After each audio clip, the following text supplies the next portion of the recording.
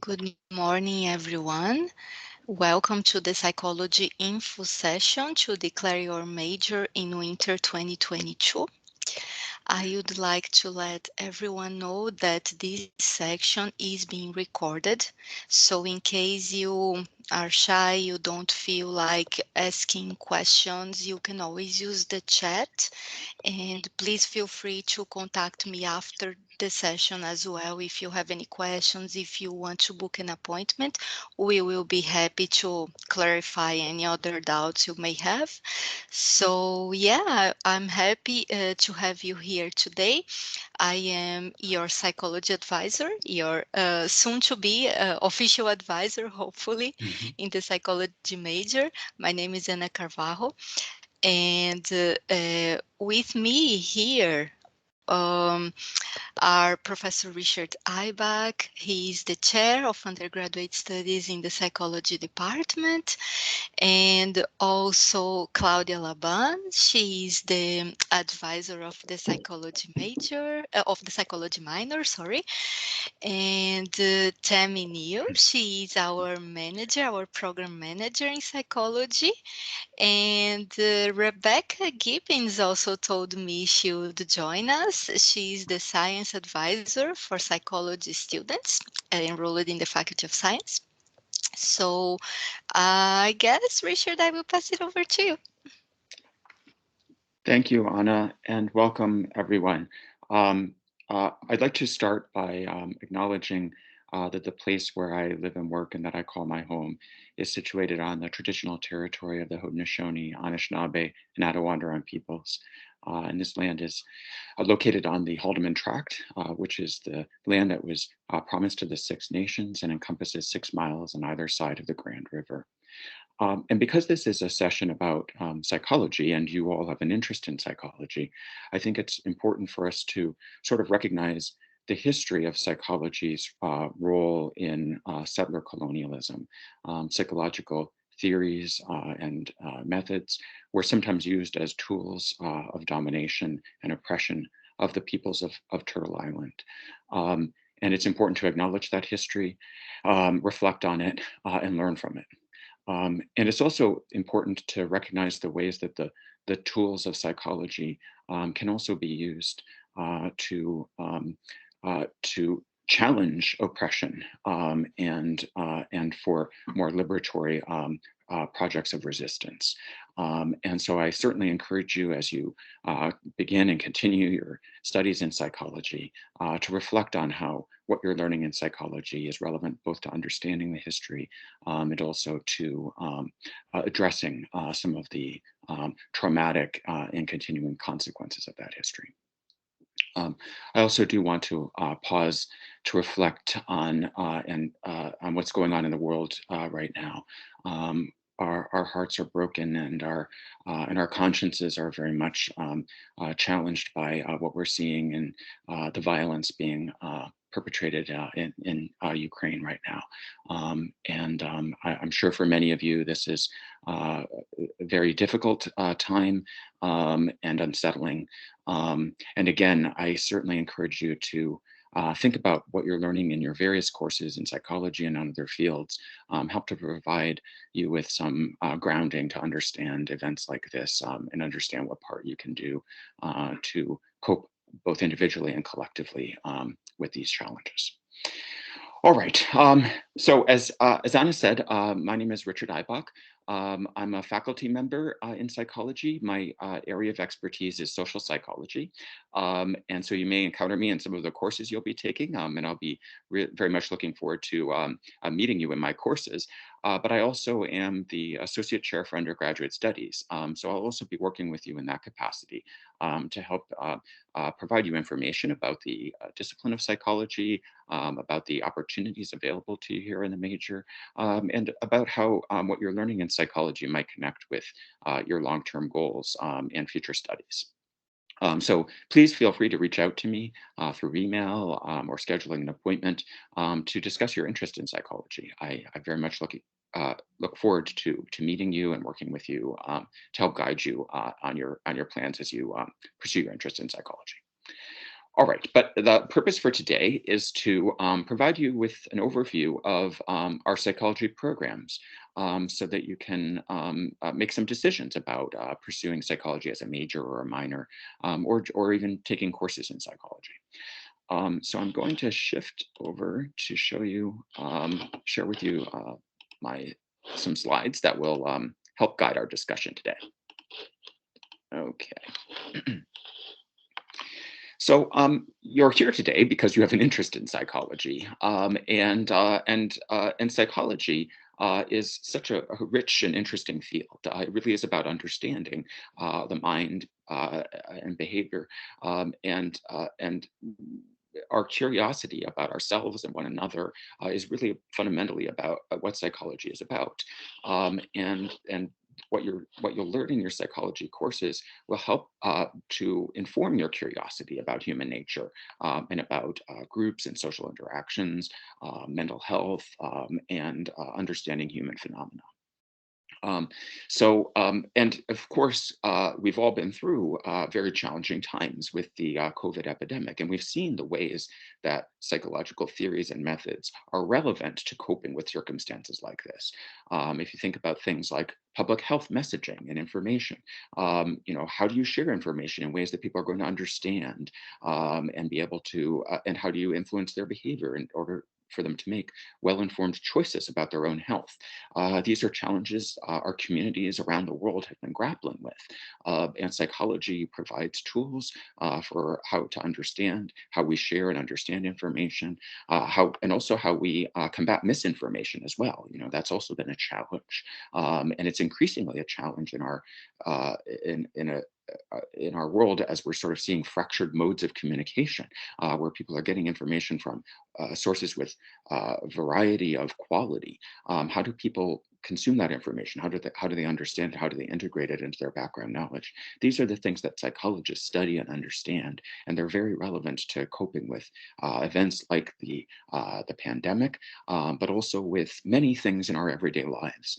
And so your interest in human nature, your curiosity about how people make decisions, or how events impact their health and well-being, these are the things that you'll be learning about in your psychology courses.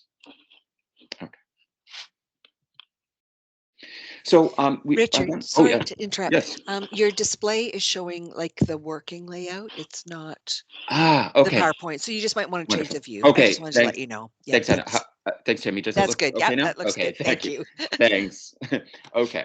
Um, so one thing that I'd like to begin with is just some concrete steps about how to pursue applying for a major or minor in psychology.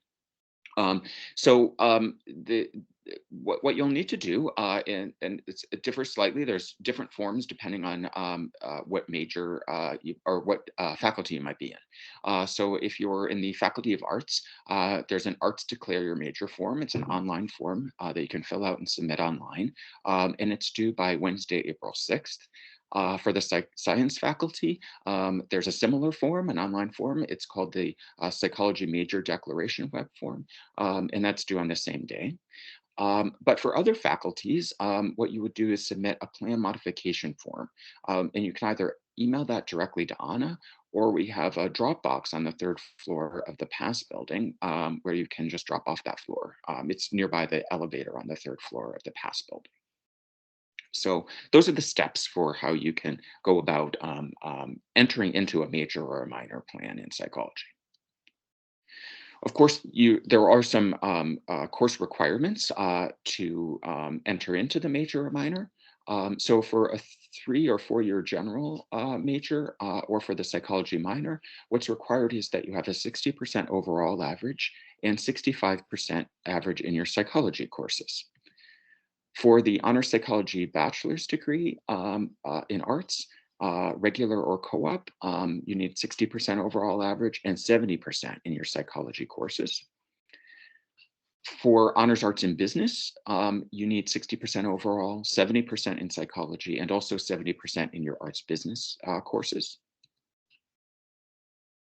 We have a plan that I'll be telling you about today that's a specialization that you do in connection with the Honors Psychology Bachelor of Arts degree. And for that research intensive specialization, you need a slightly higher average in psychology. It's 75% if you're going to be pursuing that research intensive specialization.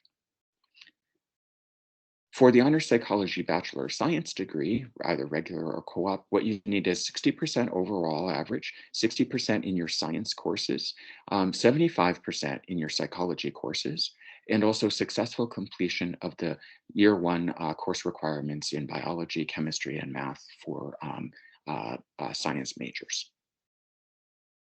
And then finally, if you're a joint or double honors psychology major, you need 60% overall, 70% in psychology, and whatever is the required average for your other major. So those are the background requirements to enter into those different plans. Now, once you enter into these plans, what you'll be doing is learning about psychology. And of course, one course that you need to enter into any of those plans is Psych 101, the Introduction to Psychology course. And that's the course that gives you the broad overview about what the discipline of psychology is all about. It gives you an overview of the history of psychology as a field, its major theories and research methodologies, and it shows you the different subfields of psychology and how they each give distinct insights into the human mind and behavior, and how those insights then can be integrated together into a comprehensive understanding of human psychology. So that gives you that kind of broad overview about how the various things you're learning in psychology kind of map together to form an integrated understanding. Following up on that introductory to psychology course, you then can go in depth into those various subfields of psychology. So we have a series of courses that we call our discipline core courses, and they're in the different subfields. So we have discipline core courses in the cognitive psychology area. So cognitive psychology is understanding thinking and decision making, sensation and perception. So it's looking at the cognitive processes that influence how we think and respond to events. Cognitive psychology core course will give you an understanding of those fundamental theories and methods of cognition. Developmental psychology, they study how psychological processes change over the lifespan as you go from an infant's mind all the way up to the mind in adulthood and older age. And so that course gives you an understanding of how psychology develops over the lifespan. We have organizational psychology, which is looking at how psychological processes unfold in work groups and in workplace settings. My field of social psychology looks at how psychological processes respond to social interactions, and studies things like prejudice and discrimination, group processes, and attitudes and persuasion. The field of psychopathology is what many people think about when they think about psychology, because it's one of the most major kind of applications of psychology, and it concerns mental health, understanding the underlying causes of mental health disorders, and also how to intervene to address some of those challenges. And then finally, we have physiological psychology, which tells us about how psychological processes map onto brain mechanisms, and the link between the brain and the mind. And so in these different discipline core courses, you're going in depth into each of those subfields to really understand the core theories and methods of those different fields. And as you take the different discipline core courses, you'll also be understanding and seeing ways in which what you learn in one of these courses connects to things that you might be learning in another course. And again, that will contribute to your understanding of the integration of these different areas of psychology, and how they can support each other and provide distinct but overlapping insights. So those discipline core courses are common to all of the psychology plans, both the majors and the minor. Also common to all of the major plans are our methodological core courses. So we have two of these courses that you'll be taking in your second year if you're a psychology major. And the first of these gives you an introduction to psychological research methods. So how psychologists develop a research hypothesis, and then how they build a study in order to collect reliable and valid information to test that hypothesis. So you'll be learning things in that course about how to sample human behavior and psychological processes, how to design experiments, how to construct questions in surveys or interviews in order to get reliable and valid information. So that course will give you a very broad overview of the variety of techniques and methodologies that psychologists need to use in order to understand the mind and behavior and contribute to knowledge of those processes. Building on that course on research methods, you'll then take a course on basic data analysis. Because in order to, once you collect information, you then have to analyze that information in order to see what patterns there might be in that information, in order to sort of see whether the patterns support a given hypothesis or not. And that requires understanding the basic tools and techniques of statistical analysis. So that course will give you those tools to understand how to organize and analyze information from data sets. And these courses on research methods and basic data analysis, as I'll be explaining later on, they're not just relevant to helping to ground your understanding of what you're learning about in your psychology courses, but they also provide very practical tools that you can use for in a variety of different types of careers or projects, because the methods and statistical techniques that psychological researchers use have a broad variety of applications in other fields and careers as well. And so we'll be talking about that, especially when we talk about the coursework that might be relevant to for those of you who are going into co-op. Okay. So those courses that you take primarily in your first and second years provide the foundation of the discipline core knowledge from the various subfields of psychology and the methodological core knowledge about how to collect and analyze information about human behavior.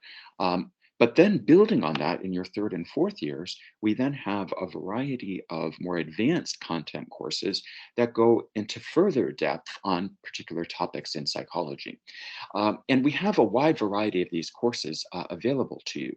And so you have the freedom as a psychology major or minor to take the courses that are at this more advanced level that are of particular interest to you. And we have some courses that build directly on what you learned in some of the discipline core courses. So they go further in depth in a particular subfield of psychology. An example of that would be our Introduction to Clinical Psychology course, which builds on the content that you would have learned in the psychopathology course that you take in your second year. So we have courses like that that go into further depth in a particular subfield. But we also have courses like personality psychology that study individual differences in the mind, feelings, and behavior. And those span across the different subfields of psychology because you can look at individual differences in human development. You can also look at individual differences in brain processes or individual differences in how people respond to social situations. So personality psychology is one of those topics that spans the different subfields of psychology.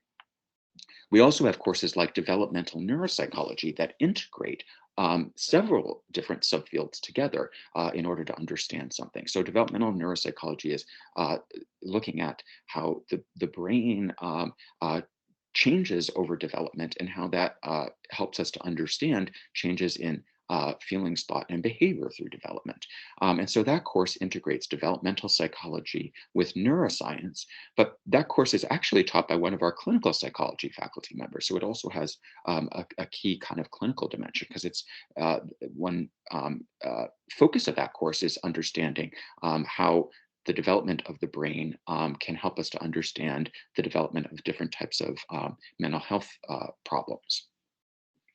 And then we also have courses, though, that have a more applied focus. So an example of that would be a course on criminal profiling that we have. So I know many people who pursue studies in psychology have an interest in the field of forensics, so understanding the roots of criminal behavior.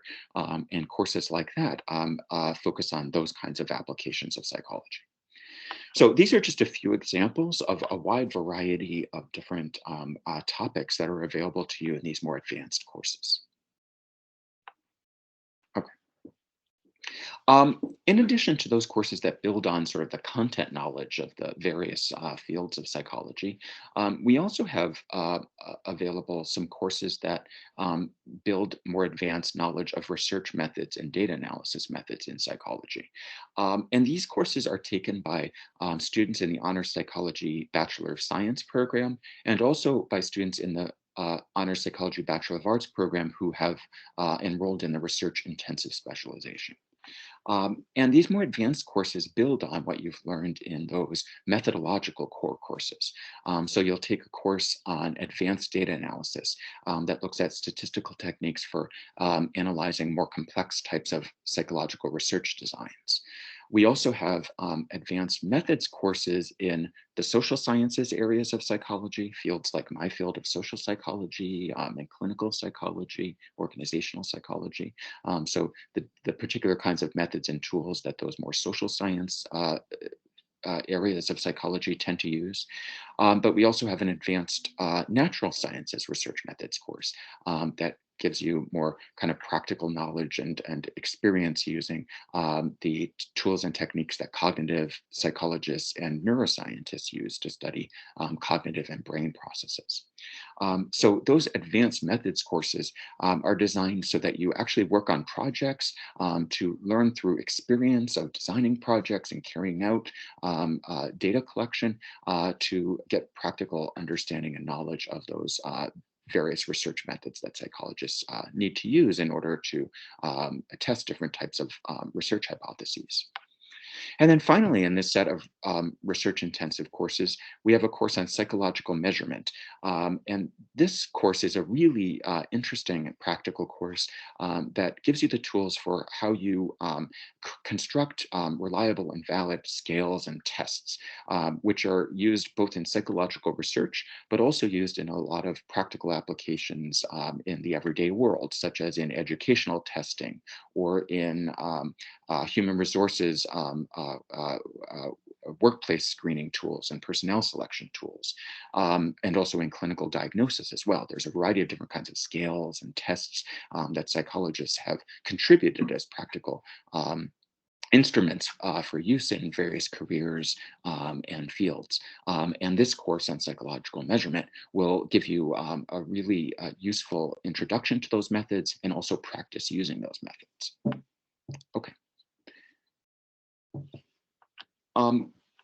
In your upper years, then, as you move into your fourth year in particular, you'll have the opportunity to take courses that go into even further depth and have more of a small format of up to 20 or 25 students who get together in a seminar format to discuss the latest research findings in a particular area of psychology or on a particular topic of psychology, and discuss those with other students and with the faculty instructor of that course. So these seminars are a way for you to also reflect on and critically analyze the latest knowledge in a particular area of psychology. So, for example, we have seminars on topics like autism spectrum disorders or depression. So these are often more specific topics that you study in more depth and also by looking at state-of-the-art articles and knowledge in that field.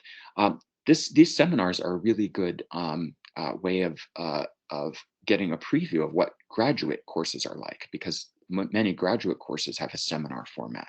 And so these seminars will give you some experience about what it's like learning in this more kind of discussion format on a more advanced and specific topic. So students who are in the Honors Psychology Bachelor's degree and the Honors Psychology Bachelor of Arts with the research intensive specialization will take a research focused seminar. Those who are in the Bachelor of Arts degree program, but not doing the research intensive specialization, or those who are in the four-year general program, will take a seminar on an applied psychology topic. And so that will be looking at some specific application of psychology in some kind of career or some other kind of practical application. So these seminars are a really exciting opportunity for you to really go further in depth in discussing and working through ideas related to some topic of interest to you. Okay. In addition to those courses that are looking at methodological skill training or specific content topics, we also have opportunities for you to work more directly with faculty members in developing different types of research projects. So we have directed studies courses and honors thesis courses. These are courses that give you the opportunity to develop a research project of interest to you in collaboration with a faculty member and other personnel in their labs, such as graduate students and postdocs in their labs. So what these courses involve are you meeting with your faculty supervisor and other people in their lab to design a research project and start carrying out data collection relevant to that project. And I'm showing you a couple examples of some of the really exciting and innovative research labs that we have in the psychology department. So one example on the top is Dr. Christine Purdon. She's one of our clinical psychology faculty members. And her lab studies the psychological causes of anxiety disorders and phobias, such as spider phobia or obsessive compulsive disorder. And as you can see, she uses a variety of techniques to study some of the mechanisms behind these anxiety and phobia disorders. She uses, for example, eye tracking technology to look at how the attention patterns of people who have an anxiety disorder differ from those who don't have an anxiety disorder. And she also looks at the impact of different types of interventions, such as behavioral modification training for people who are trying to overcome some kind of phobia or anxiety. We also have, though, in our neuroscience area, we have a lab on problem gambling. And that lab has slot machines in it and scratch cards and poker tables and things like that.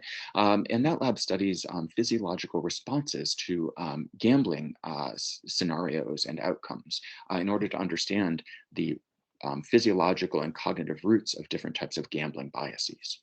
These are just two examples of many different types of research labs across all of the areas of psychology that you as a student can get involved in by doing a directed studies project or an honors thesis project. Okay, I'm going to pause there for a moment just to check to see if there are any questions that have come up so far. And one thing I should have said at the beginning is if you have questions while I'm presenting or while one of us is talking, you can certainly post those questions to the comment box, and we will try to respond to those questions as they come up. But I'll take a moment to pause. Is there any questions, especially clarification questions that have come up so far? Nothing so far, Richard. Nothing so far. How about Anna? Anything that you would add to anything that I've said so far? I think that it would be important to remind students of the credit requirements. So arts students, they need to have at least 4 units. They need to be between 4 units and 6.5 units before fall 2A, before fall 22, to declare their major, especially if they want to be in co-op. This requirement is very restricted. We are rigid with it. For science students, they need to have between 6.5 and 7.5 units before fall 2A. So, sorry, between 5.5 and 7, no more than 7 units for science students. Okay. Yeah, thank you, Anna. Yeah, and all of those requirements too are posted on our department website. So we very much encourage you to look at those requirements carefully, and if you have any questions about them, to get in touch with Anna or myself, and we'll help you to answer any questions you have about those requirements. But we'll have time today to discuss them too if you have questions right now about any of those requirements. Thanks, Anna. Okay, I'll go back to sharing my screen.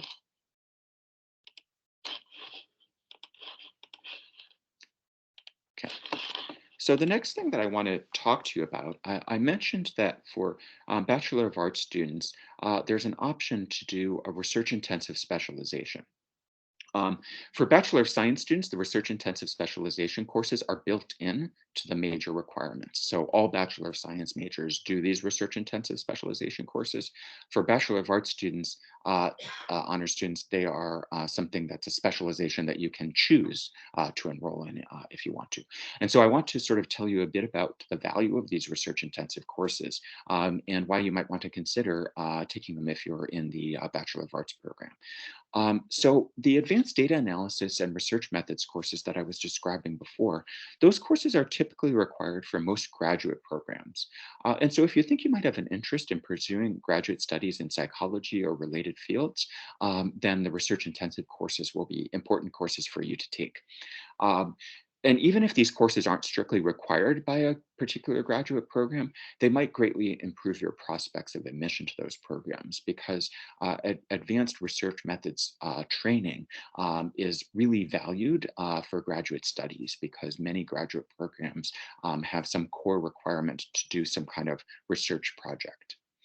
Um, the research intensive courses are also required for you to enroll in our honors thesis course. The honors thesis is a 3-course sequence that you can take that involves you developing your own in-depth research project under the supervision of a faculty mentor. And so the honors thesis is a really rich opportunity for you to kind of get really in-depth involvement in psychological research. And so in order to be prepared to do the thesis, you really do have to have a background in taking advanced research courses. And again, the honors thesis is highly recommended for graduate studies, and many psychology graduate programs may require that you do a research-based honors thesis or some equivalent kind of advanced research project. The research intensive courses are also required for many of our research seminars and for some of the directed studies courses. So those are other types of courses and experiences that having taken the research intensive courses will make available to you. Finally, advanced research courses offer valuable skills that are relevant to a variety of careers in various fields like marketing analysis, user experience research, and indeed, those of you who are enrolled in co-op will learn on the job the various ways that research skills are highly valued in the workplace. And so these research intensive courses will really set you apart when you're applying for jobs, both as a co-op student and then afterwards when you're going out into the career for pursuing a career in the work world. Okay.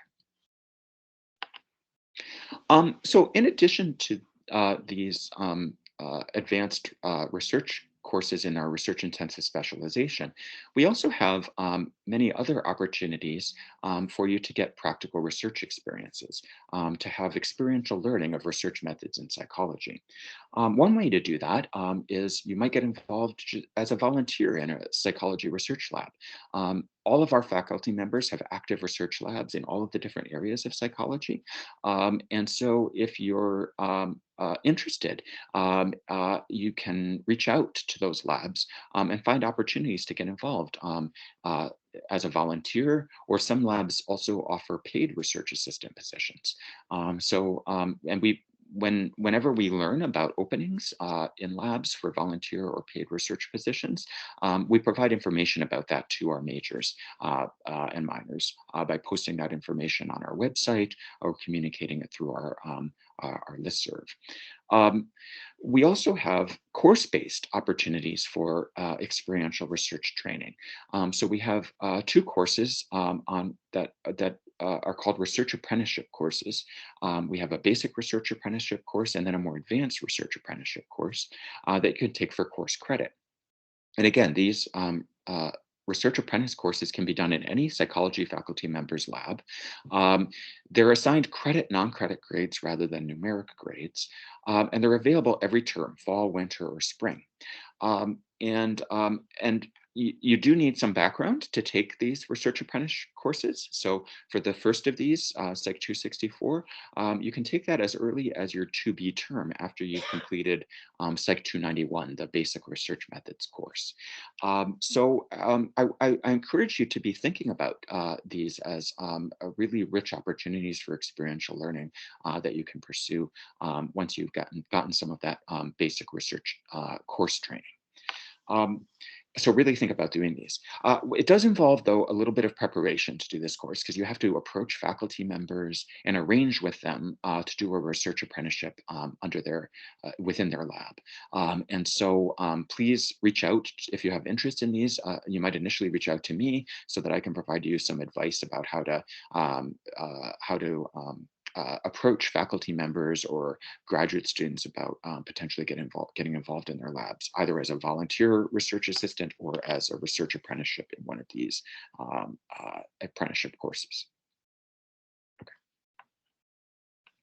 So the variety of courses that I've been describing to you in psychology will provide you with a rich set of technical and academic skills. So psychology majors and minors develop skills in research and data analysis, oral and written communication, because your courses often involve some type of oral presentations or written projects. You also learn presentation skills as well, and you'll many of our courses have group projects, and so you'll learn how to collaborate in groups to meet common goals. You'll also gain project management skills because the various projects that you'll be doing in your courses will give you experience about how to map out the goals of your project and schedule your strategy for how to meet those goals. Psychology majors also gain lots of skills that are relevant to interviewing because in psychology often involves collecting information from people, asking them questions, and being able to sort of look at the answers that people give in order to understand their background or something about them. And so those skills that you'll learn about how to gain reliable and valid information in surveys and interviewing will be relevant to those kinds of practical applications.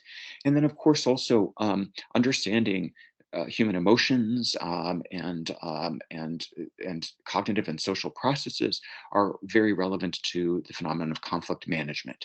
So how to, when there's some conflict between individuals or groups, how to intervene in order to help bring that to some kind of constructive resolution.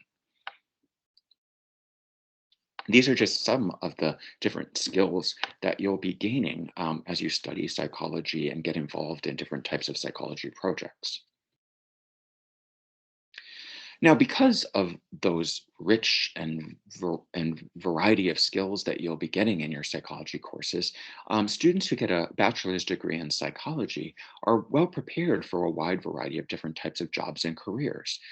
So students who have a psychology bachelor's degree go on to careers in fields like human resources management, academic recruitment or alumni relations, different types of research related jobs and careers, technical writing jobs.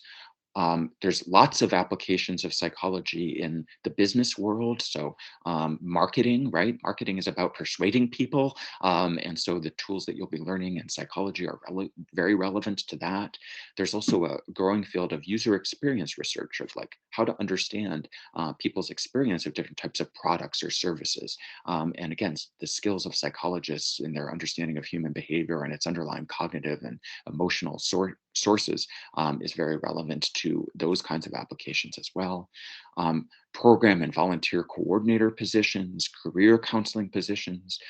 Psychology is very relevant to the criminal justice system. So psychology bachelor's degree could be a useful credential to move on to a career in probation officer or corrections officer field, victims advocate.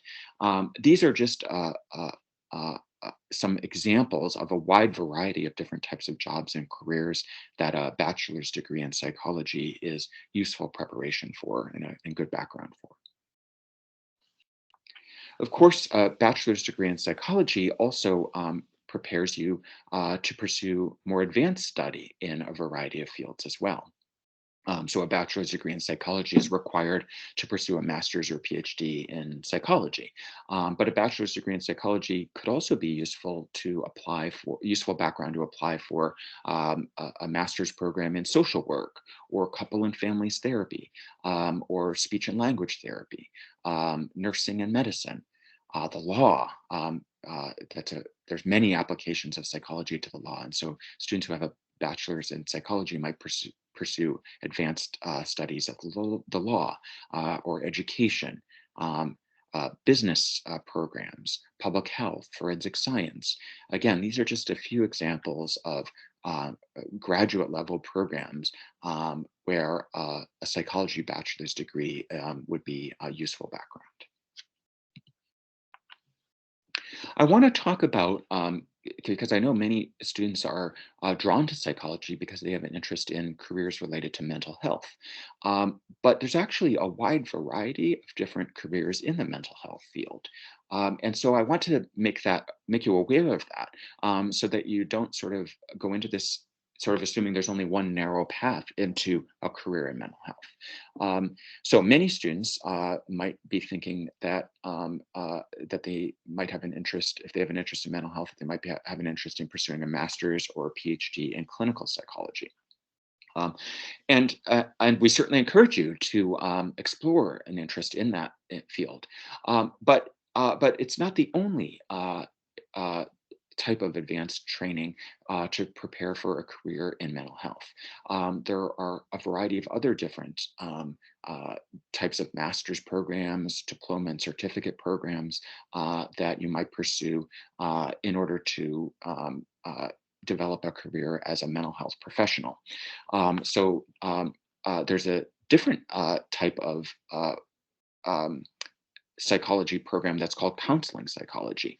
And these counseling psychology master's and PhD programs are often in education departments at universities. And so you might be getting a master's of education or a doctorate in education if you're pursuing a counseling psychology program.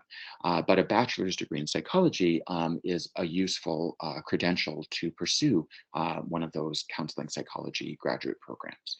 There's also, again, in many of these are in education faculties, school psychology programs.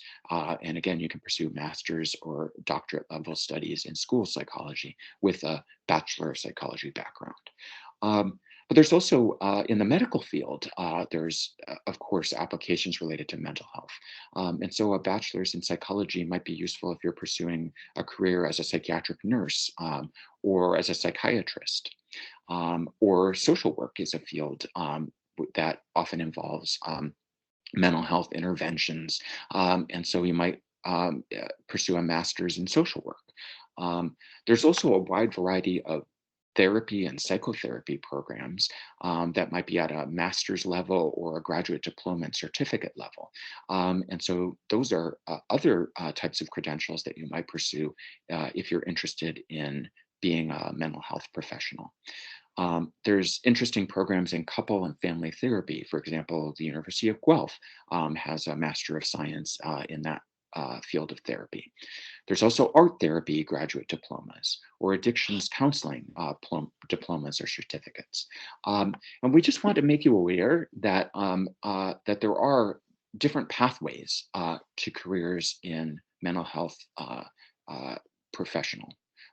So be aware of those, and explore those different options, because the particular goals that you might have might be better suited by some of these pathways than for others of these pathways. And so start thinking about those, and reach out to people in those fields, but also people here in our department to get advice about which of these might be a suitable fit for your goals.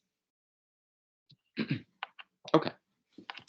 I want to spend the remaining time telling you a little bit about something that's a really special opportunity here at the University of Waterloo, which is our co-op program. And then we'll open it up for questions that you might have, so that Anna and myself and Claudia and Tammy can address any questions that you might have as you're thinking about applying to the major or the minor. So the Honors Psychology Co-op program, University of Waterloo is world renowned for having a high quality co-op program. University of Waterloo has been doing co-op for many decades now, and it's developed really rich relationships with employers around the world. And so as a co-op student, you'll have the opportunity to explore a variety of different types of career. And this is really useful because it's really valuable for, as you're doing your studies, to get experience with applying those studies and seeing how they might fit with different types of career applications. Because sometimes you might be thinking about an end goal career, but if you don't get any experience working in that sector, you might be planning for something that, when you actually look at it up close, isn't really your interest. Your interest might lie in a different type of career path. And so co-op gives you that opportunity to explore different types of career applications, to sort of gain some knowledge about where your interests lie, or where your skills might be most useful. So we really do encourage you to think about pursuing co-op to gain that knowledge and experience and job training as you're doing your academic studies. There is a co-op information session that we encourage you to attend. It's later this month. The date and time are posted here. And you can register for this at the website that we've posted the link to here. And so very much encourage you. That session will be run by representatives from the co-op program. They'll provide you with a good overview of the co-op program and be available to answer questions that you might have about co-op. What I'll be talking about today is specific to how co-op is relevant to psychology. At this co-op information session, they'll be giving you more general information about co-op. Okay. This is the structure of the Honors Psychology Co-op sequence for both the Bachelor of Arts and the Bachelor of Science. And it involves doing 5 work terms in total. And this is the sequence of how your study terms and your work terms will unfold over the years of your studies in the major. So as you can see, there's this alternation of study terms with work terms, study terms with work terms. And that's useful because it allows you that back and forth between academic studies and workplace experiences, will allow you to kind of integrate what you're learning in the workplace back with your academic studies and vice versa. So that's a really useful and generative kind of experience to be alternating between academic studies and work experiences. And I think you'll see as well that as your academic studies progress, and as you're going to more advanced levels of psychology training, you're going to be have skills and knowledge that's going to help you to be more prepared for more advanced types of workplace careers. In addition to those work terms where you're getting on-the-job experiences in workplaces, you also, as a co-op student, will be taking a series of professional development courses. These are online courses that give you skills and training that are relevant to workplace applications. And two of these are required courses. And then you're also required to do two additional courses, but you have a variety of different topics to choose from for those additional courses. So these professional development courses are really focused on uh, training and knowledge that's relevant to particular types of workplace applications. For example, as you can see from some of the titles here, there are opportunities to gain skills and knowledge relevant to conflict resolution, which is very relevant to many workplaces, a new professional development course on research in the workplace. That's really useful because you're learning about research in the academic context, but then there might be some particular practical challenges about how to conduct research in a workplace setting. And so that professional development course helps you to make that translation from of research from academic to workplace contexts. So these professional development courses are really well developed courses, and I think you'll enjoy taking them and learn a lot from them along the way. Many students have interest in and have questions about what types of co-op jobs psychology majors tend to pursue. And one thing that I'm going to really encourage you to do is to approach this with a really with an open mind, because it's going to be really if I think your co-op experience will be much richer and more successful if you go in with an open mind, if you explore different types of careers and jobs, rather than going in sort of thinking about there's only one type of job that you're interested in applying for. And why I encourage you to do that is because psychology has, as I was saying before, a wide variety of different applications. And you're still learning about yourself and also learning about what you're studying in psychology. And so sampling different types of experiences is going to help you to gain more knowledge about you, more knowledge about psychology, and more knowledge about how your studies of psychology might be a better fit with certain types of jobs and careers than with other types of jobs and careers. But here's a list of some of the common types of jobs that psychology co-op students tend to during their work terms in co-op. So many of them have a research or data analytic focus because, as I've been explaining to you, our psychology major has really a great sequence of courses to give you more advanced levels of research training. And co-op students' feedback, we learn that those research and data analytic skills are particularly desirable from the perspective of co-op employers. There are also really great human resources courses, and I want to encourage you to consider doing a human resources management minor in combination with the psychology major, because we have a really excellent human resources management minor program. Some of the courses that you take in psychology can be double counted towards the psychology major and to the HRM minor. But because if you're doing co-op, because there are many human resources positions in the available to co-op students, if you're doing psychology studies, also a human resources management minor, and then doing co-op and getting human resources positions, then you're going to have both academic training and also on-the-job training in the human resources field, which will give you really great background to pursue a career if that might be one of your interests in that field.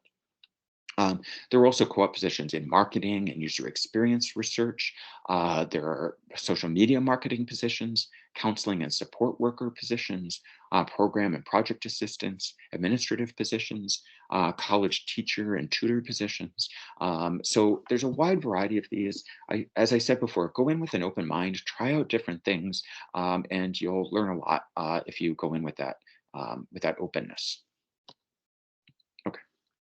Some of the advantages of co-op is to gain knowledge and on-the-job experience, to develop professional networks and contacts that could be useful to you for your future career development, to build your resume with a set of rich job experiences, to gain experience in job interviewing, because the co-op process, you apply for jobs, you'll interview for some of those jobs, and interviewing is a kind of skill, learning how to communicate information about your background and your interests is something that takes some preparation and some experience.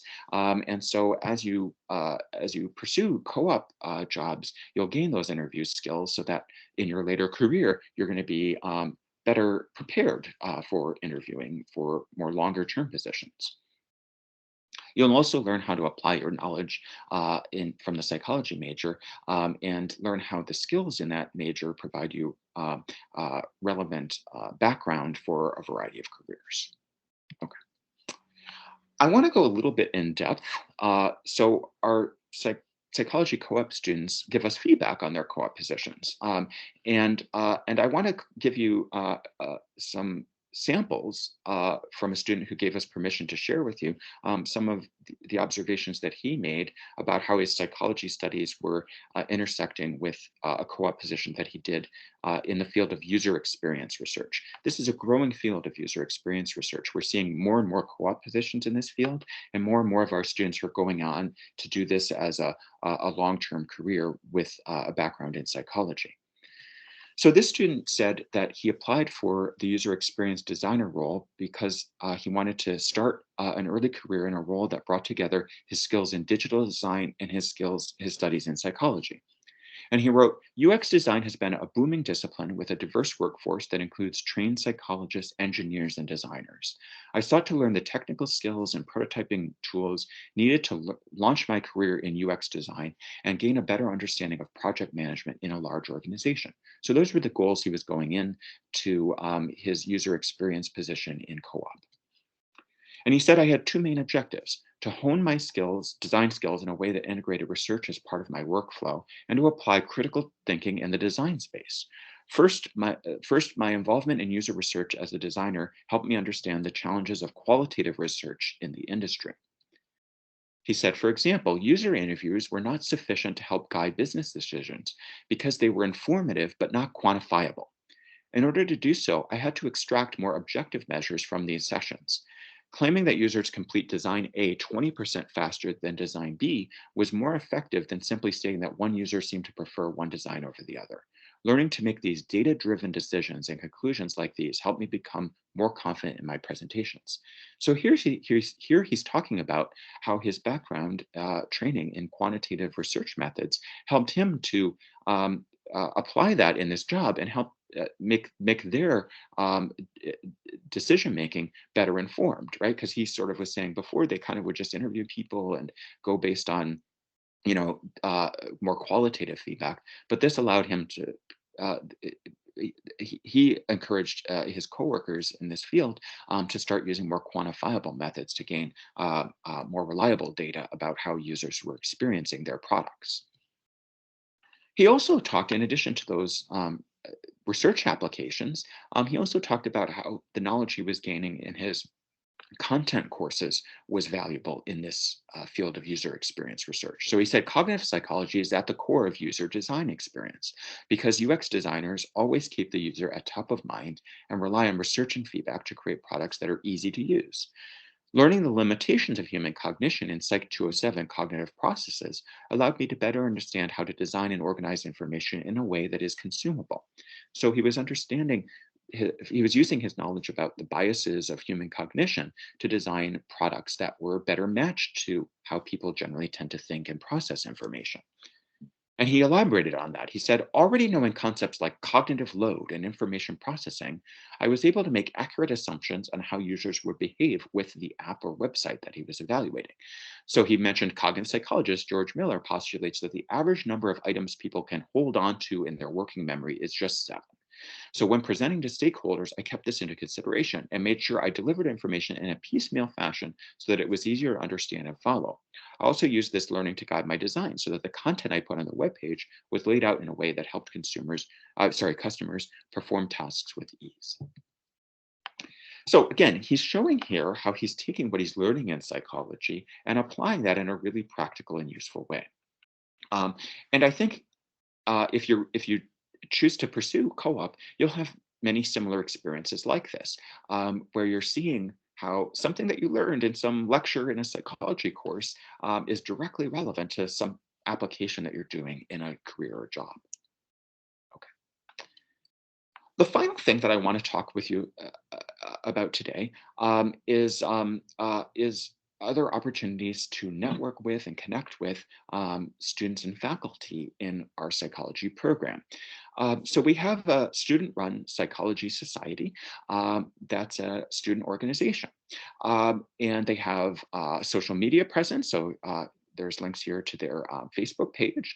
But they're a very active group, and they organize both informative sessions, but also social events for psychology students. So, for example, some of their recent information-focused events have been sessions and interviews with past alumni of our program and also with current faculty in our program. Um, they also are planning a graduate studies panel where they bring together current graduate students to answer questions that undergraduates might have about how do you apply for graduate programs and what are their criteria of graduate studies and what's the experience of being a graduate student like. Um, they also organize really fun and interesting social events too. So they just had a makeup competition where people were designing different types of makeup designs and then showing them to one another and then competing for different types of prizes. So they have fun events like that too, so that you can kind of meet, connect with other students who have a shared interest in psychology, and through those connections, form a really cohesive community. Okay. All right, so that was a lot of information. So I'm going to stop now and take some time to answer any questions that you might have about the psychology program or about the process of entering into a major or a minor program.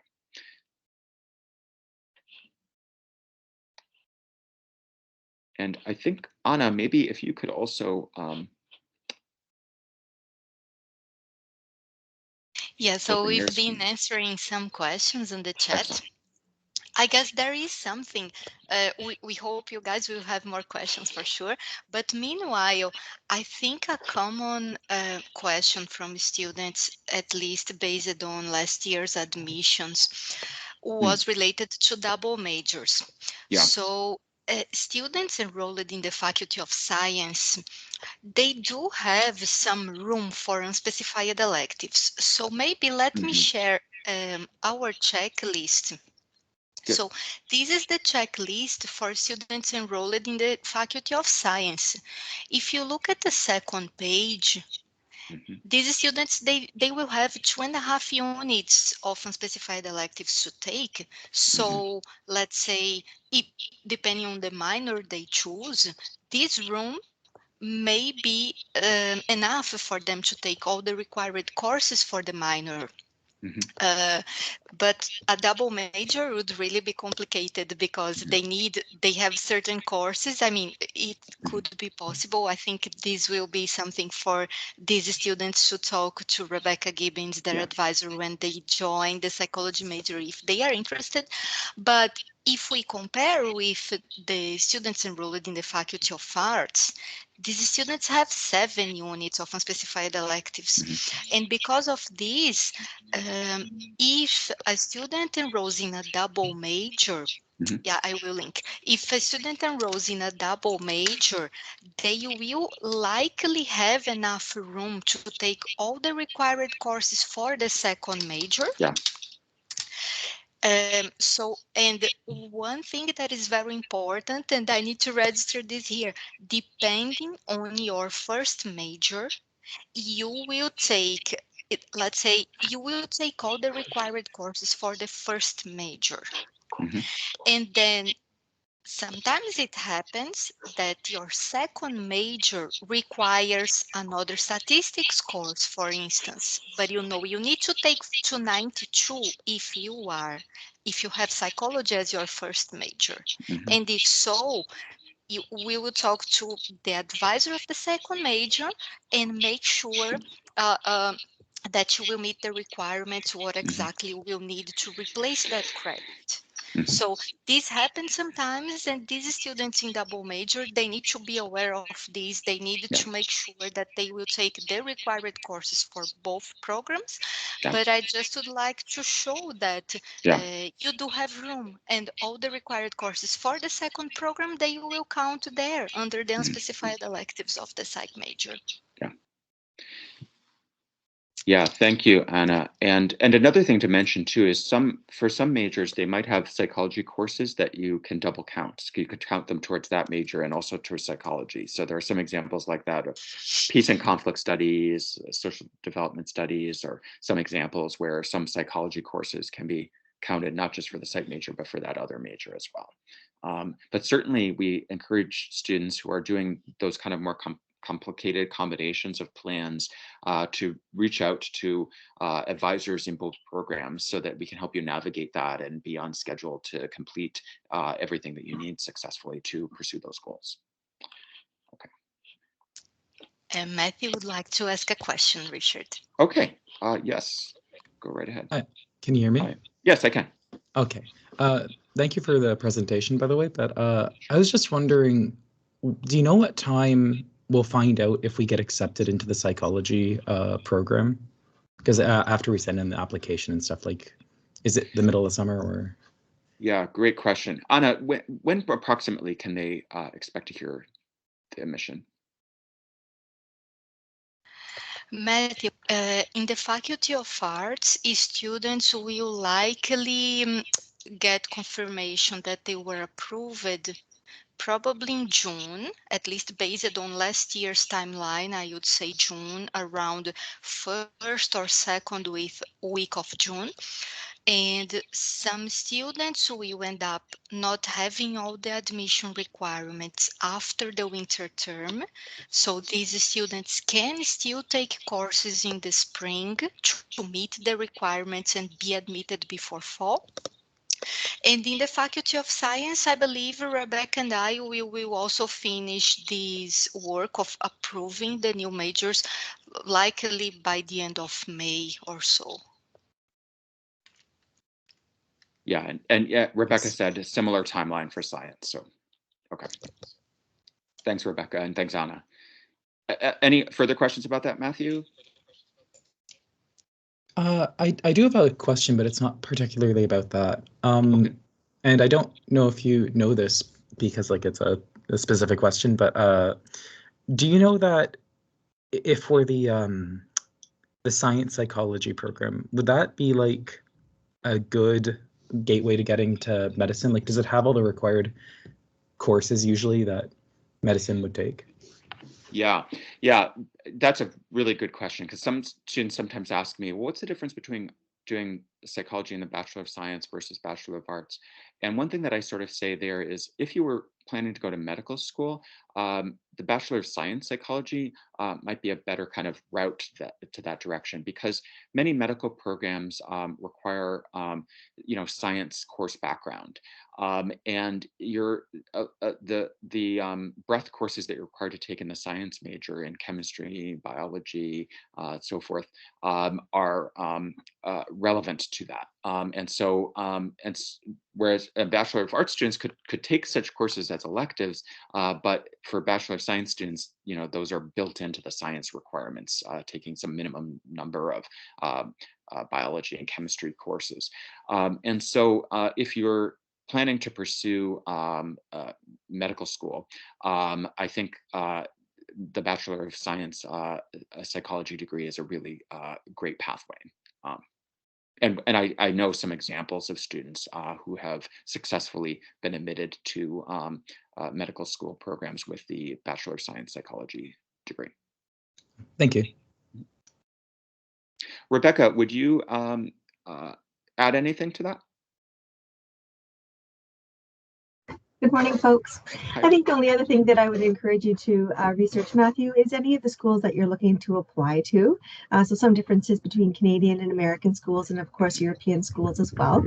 And then look to the prerequisite courses that they require, and then work back from there in making your second, third, and fourth year science course choices. So as Richard indicated, strong start in chemistry and biology there, which are of course required. The calculus courses that you're taking, and your statistics for psychology statistics course that you'll take typically also count. So yeah, you're on a great path there, Matthew. And if you have other questions, feel free to follow up with me. Thanks, Rebecca.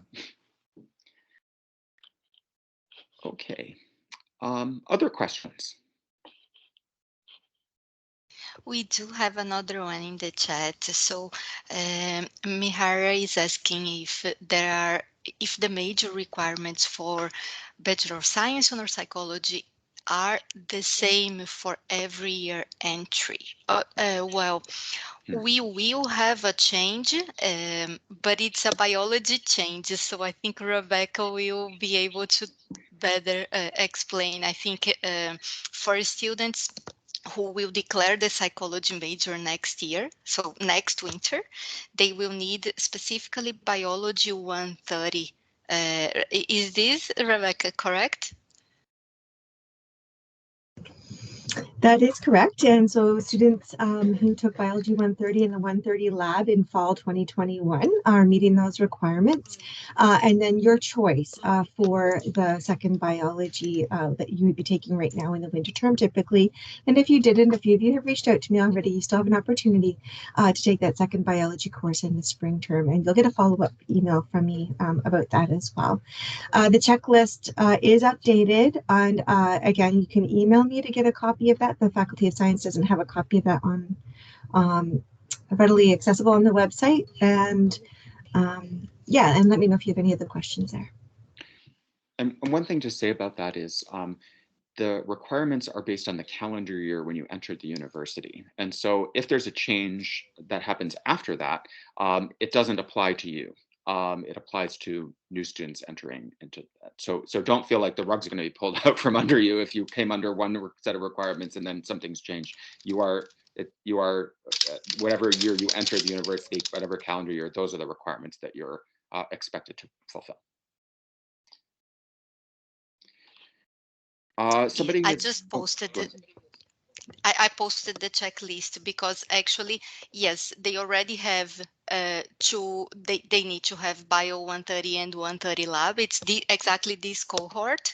So I posted the link to the most up-to-date checklist for them to follow. Thanks, Anna. And thanks, Rebecca, too. I see a question, is it encouraged to take a minor? That's a great question. And what I would say is it's encouraged depending on your goals and interests. We have a rich variety of minors available, and many of those are really complementary to psychology. I mentioned one of them, the human resources management minor, because there's an especially strong fit between psychology and that minor. As I said, some of the courses can be double counted towards that minor. And the human resources field is one where the skills and knowledge of a psychologist have particularly good practical applications. But you can take minors in all the different fields at the university, minor in computer science or peace and conflict studies. And what I'd encourage you to do is, if you're considering a minor in any of those fields, take some of those introductory courses and see if they really resonate with you and seem like a good fit to your interests, and then go deeper. One thing to say is, if you choose, you're not locked into anything. So if you choose a minor now, when you submit your intention to declare a major, you could always opt out of that later on. You're not sort of stuck in that minor if it's not working for you. And you also could always add it later on too. It's not like if you don't choose a minor now when you're declaring your major that you're not allowed to later. You can declare the minor all the way up to the time you graduate. The only thing is, before you graduate, you have to have fulfilled the requirements of that minor. But there's no rush to declare a minor, except for the fact that sometimes when you've chosen a minor, you might be eligible to enroll in courses. So some courses might be restricted to majors and minors. So that might be one reason why you might want to select a minor earlier on in order to expand your access to various courses. Maybe I'll take a pause there to sort of see if Claudia has anything she'd like to say further about the human resources management minor or the psychology minor, which she also administers for us.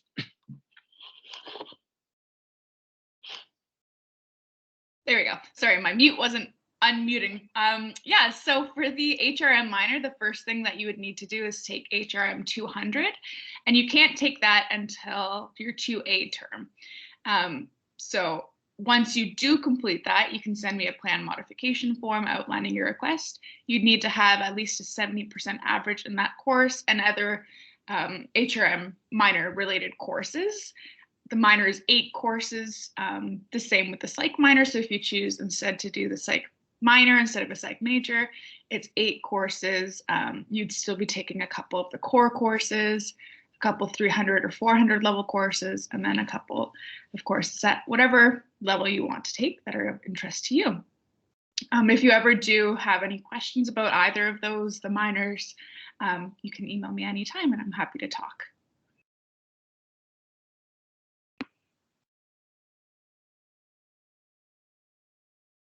Oh, now you're muted.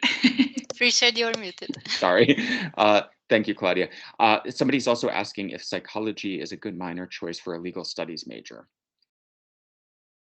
I do have a lot of legal studies minors or legal studies majors in the minor program.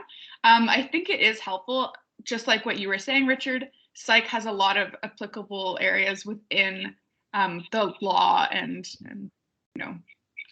police force kind of things. So I do think that a minor is a benefit to have for that Yeah, definitely good complementary programs, the legal studies and psychology.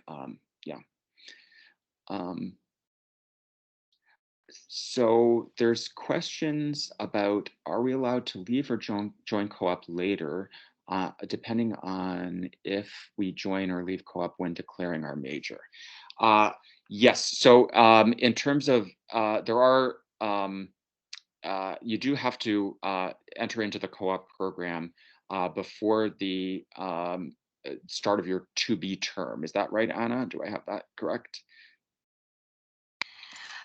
Before start of the 2A term, but then if you do it in the first few weeks of September, it's still okay. And otherwise you would only be able to join psychology co-op in the future if you transfer from another co-op program into psychology. And this is valid for both arts and science students.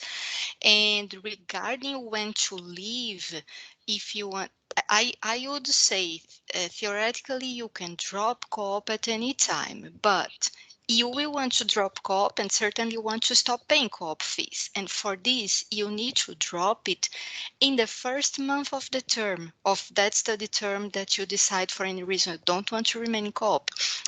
Dropping it in the first month of the term will allow us to make this change effective that same term. So your tuition will be recalculated and you will not need to pay co-op fees that term anymore. That's why it's important. But theoretically, I mean, you can drop it at any time. Thanks, Anna. Good to say what also the practical parts of that about related to fees and things like that. So thanks. So before the start of the 2A term or in the initial weeks of the 2A term at the very latest, so that we can get you set up and ready to enter into the co-op program. Other questions? See if there's any that I've missed. I know that several have been answered already.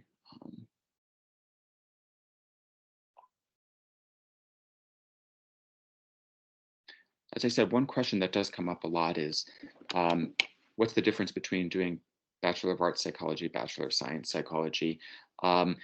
Much of the content is the same, especially if you're doing the Bachelor of Arts Research Intensive Specialization and the Bachelor of Science Psychology. They both have those advanced research intensive courses. The major differences between the two programs are what you do outside of psychology. So in Bachelor of Arts, you have breadth requirements in the social sciences, humanities, languages and cultures, and so forth. In the Bachelor of Science, you of course have the breadth in chemistry, biology, other fields of natural sciences, and some math requirements as well. As Anna was pointing out, there are some differences because of the structure of the Faculty of Science requirements and the Faculty of Arts requirements in how many free electives you have on each side. So that's a relevant consideration perhaps. But in terms of the content of psychology, they're all taught by the same instructors, all of the courses in psychology. You have all the same opportunities to join research labs, get involved in research labs, do honors research thesis, and so forth. So your experience of psychology itself should be substantially the same. It's really those things that you're doing outside of psychology. And as I mentioned, though, one destination, some goal that might be a better fit for Bachelor of Science students is if you're planning to go into medical, to apply to medical programs in medical schools, because those sometimes do have natural science course requirement background that are built into or available to science majors more efficiently than they might be to students in other faculties. Richard, I just thought of another common question. So, students, sometimes they start in the Faculty of Science, they realize they are not enjoying science much, and they ask, can they switch into the Faculty of Arts? Sometimes a similar situation, an arts student who realizes that they would actually want to be in the Faculty of Science, and they ask, can I switch into the Faculty of Science? This is usually possible. So we do have transfer advisors in both faculties. So let's say if you believe you will be happier in another faculty, you can always send me an email. I can refer you to the transfer advisor, and you can check with them if you are eligible or what courses you need to take to become eligible. And yeah, sometimes this happens. And yeah, you have this mobility, freedom of mobility at the University of Waterloo. Yeah, and psychology is one of those rare programs here that is in two faculties. And so it's even more efficient to transfer as a psychology major from one of the faculties to the other than it would be if you're transferring to a faculty that doesn't have your major, right? So, yeah, but certainly reach out and get advice on that if you're considering it, and we'll help you navigate that. And it's not that uncommon. Other things that sort of come up, I talked a bit about career applications and pathways. That's one of the things, because psychology has an impact in almost any human situation. The training and skills in psychology prepare people for diverse kinds of careers. And so our alumni are distributed throughout all different types of workplaces and career applications. So that sometimes makes it challenging when people sort of say, well, what can I do with psychology? It's almost like, well, almost anything up to a point. I mean, there are certain things, right? You need computer science training or engineer background to do, but in many kind of human services fields and other types of uh, marketing, business fields, psychology is really very relevant. And so we see bachelor psychology students going on to a wide variety of those. So what I would say is, again, get that experience. If you're doing co-op, sample out different types of jobs and careers. You'll learn about yourself on the way. You'll also learn about the applicability of psychology training to different types of careers and jobs. Okay. Anything else that you're thinking of, Anna, that students might have questions about? If none of them has any questions, I think maybe a reminder for those who are watching this presentation not live, they are just watching the recording. Yeah. Please reach out to me for all your questions. I will leave my email address here on the chat. So this is anna.carvalho@uarlu.ca. Please, I can book an appointment for you. You can give me a call. You can come to my office. I'm there all Thursdays. You can do a drop-in there, but we just want to make sure that you get all the information you need to join the psych major. Yeah, just aware of your duties and all the good part of the major and everything you need to know. Thank you. Thanks, Anna. Yeah, and I would also emphasize that sometimes students ask, what courses should I take and in what sequence. We have recommendations for that. Some of that's outlined on our website, but some of it might need to be kind of customized to your own goals and plans. And so getting that advice early on, talking to us about what your interests and goals are, because you might sort of think, you might mentally sort of rule something out and sort of say, oh, I think that's just going to be too much of a practical challenge. But very likely, if it's something you're interested in doing, somebody's tried it before or tried something similar to it before, and we might know about that, and we could kind of help you figure out how to make that work for you. So the earlier that you seek out that advice, the better able we'll be to kind of help navigate you through that. And as you can tell, I think Anna's very friendly and always eager to help out. And if she doesn't know the answers, she'll help you find them out and find out where to get that information. So please don't hesitate to take advantage of the supports that are available to you here at the University of Waterloo. So there are those supports within our department, but of course there are also really valuable supports around the university as well. So we have a really excellent Center for Career Action that has career advice professionals and services. Certainly look to those options. As a co-op student, if you're a co-op student, you'll get to know the Center for Career Action very intimately. But many of the services and workshops and at the Center for Career Action aren't just available to co-op students, but to students outside of co-op as well. So keep up with that. Look at what those opportunities might be so that you can get support you might need. We also have the Student Success Office that has really useful workshops and training opportunities for students who are looking for support for how to. So for example, many of you might be sort of thinking about, as you're moving from taking mostly online courses during the lockdown to now being on campus and doing in-campus courses. I'm sort of thinking about how to adapt your skills and your learning strategies to the on-campus environment. The Student Success Office could really help you to get provide good advice and training as you kind of adapt to that learning environment.